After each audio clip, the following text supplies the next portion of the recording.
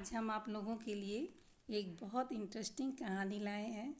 यह एक लड़की की कहानी है जिसका भगवान के प्रति अटूट श्रद्धा के कारण भगवान ने उसे साक्षात दर्शन दिए।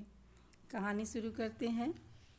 एक बार मथुरा के निकट एक गांव में एक छोटी लड़की रहती थी। वृंदावन के निकट होने के कारण वहां से बहुत लोग ठाकुर जी के दर्शन को जाते थे। जब वो छोटी बच्ची 5 साल की हुई तो उसके घर वाले बांके बिहारी जी के दर्शन के लिए जा रहे थे। उस समय वाहन बहुत कम थे। उनको दर्शन को जाते देख उस छोटी लड़की ने कहा, पिताजी मुझे भी अपने साथ ठाकुर जी के दर्शन के लिए ले चलो। पिताजी ने कहा, बेटा अभी आप छोटे हो, इतना चल नहीं पाओगी, थोड़ी बड़ी हो जाओ तब तुम्हें साथ ले चलेंगे।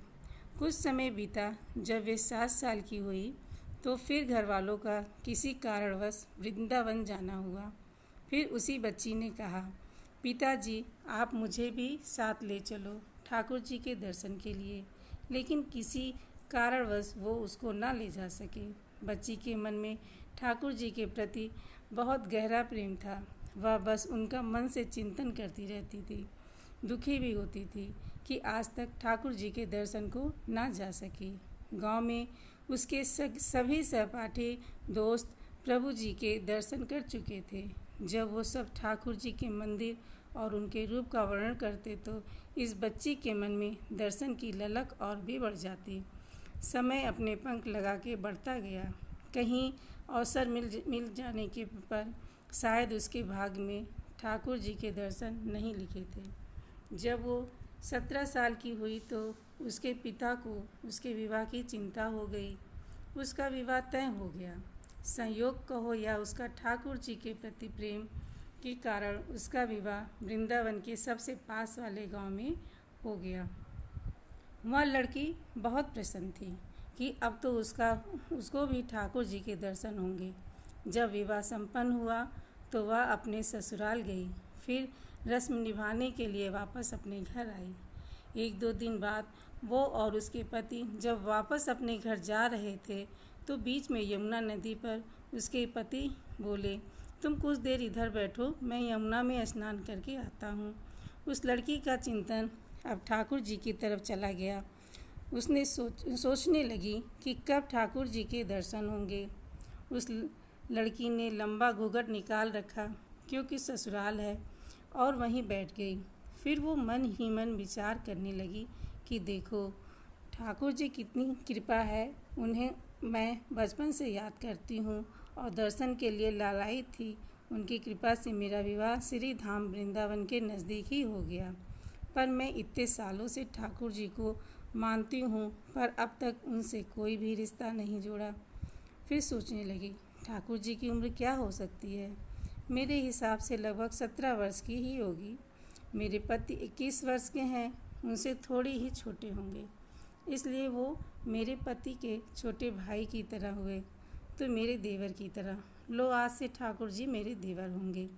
अब तो ठाकुर जी ने से नया संबंध जोड़कर उसको बहुत प्रसन्नता हुई और मन ही मन ठाकुर जी से कहने लगी, ठाकुर जी आपसे मैं आपकी भाभी और आप मेरे देवर हो गए।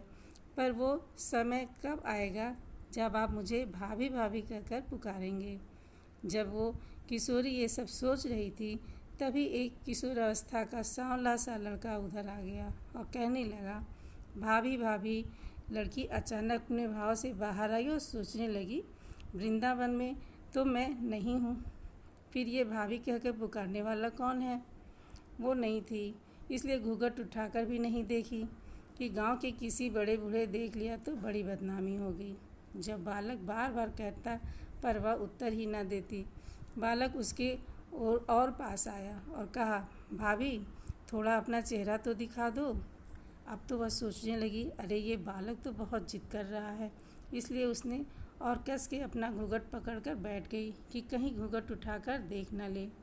भाभी आपने ये पर्दा क्यों कर रखा है, हम तो आपके देवर हैं। उस लड़की ने उसको एक नज़र देखा, फिर कहा, नहीं हम आपको नहीं जानते और कस कर घूंघट ओढ़ लिया। नहीं नहीं हम आपको जानते हैं, आप उस गांव के हो ना। बस कुछ ही दूर में हमारा घर भी है। भाभी अपना चेहरा तो दिखा दो। जब कह दिया ना हम आपको नहीं जानते, इनको पता चल गया तो बहुत मार पड़ेगी। भाभी आप तो नाराज़ हो रही हो। देखो हम आपके इतने प्यारे देवर हैं, आपसे मिलने के लिए इतनी दूर तक आ गए और आप हो की बात भी नहीं कर रही हो। क्यों आप हमसे मिलना नहीं चाहती? और इतना कहते ही उस लड़के ने घूंघट खींच लिया और चेहरा देखा और भाग गया। थोड़ी देर में उसका पति भी आ गया। उसने अपने पति को सब बात कही। पति बोला, चिंता मत करो, वृंदावन बहुत बड़ा थोड़ा ही है। कभी भी किसी गली में लड़का मिल गया तो हड्डी पसली एक कर दूंगा। फिर कभी भी ऐसा नहीं करेगा। तुम जब भी और जहाँ भी दिखे मुझे ज़रूर बताना। फिर दोनों घर चले गए। कुछ दिन बाद उसकी सासू माँ ने अपने बेटे से कहा, बेटा देख तेरा विवाह हो गया, अब बहू मायके से भी आ गई, पर तुम दोनों अभी तक बांके बिहारी जी के दर्शन के लिए नहीं गए। कल तुम जाकर बहू को ठाकुर जी के दर्शन करा लाना। अगले दिन दोनों पति पत्नी ठाकुर जी के दर्शन के लिए मंदिर चले गए। मंदिर में बहुत भीड़ थी। लड़का कहने लगा, देखो तुम स्त्रियों के साथ आगे जाकर दर्शन कराओ, मैं आता हूँ। जब वो आगे गई पर घूंघट नहीं उठाती। उसको डर लगता कोई बड़ा बूढ़ा देखेगा तो क्या कहेगा, नई बहू बिना घूंघट के ही घूम रही है। बहुत देर हो गई तो पीछे से पति ने आकर कहा, अरे बावली, ठाकुर जी सामने हैं, घूंघट क्यों नहीं खोलती? घूंघट नहीं खोलेगी तो प्रभु जी के दर्शन कैसे करेगी? अब उसने अपना घूंघट उठाया और जो बांके बिहारी जी की ओर देखा तो बांके बिहारी जी की जगह वो ही बालक मुस्कुराता हुआ दिखा। तो वह चिल्लाने लगी, सुनिए जी, जल्दी आओ, जल्दी आओ। पति जल्दी से भागा आया और बोला, क्या हुआ? लड़की बोली, उस दिन जो मुझे भाभी भाभी कहकर भागा था ना, वह लड़का मिल गया। पति ने कहा, कहाँ है? अभी उसे देखता हूँ, बता तो जरा। उसने ठाकुर जी की ओर इशारा करके बोली, ये रहा, आपके सामने ही तो है।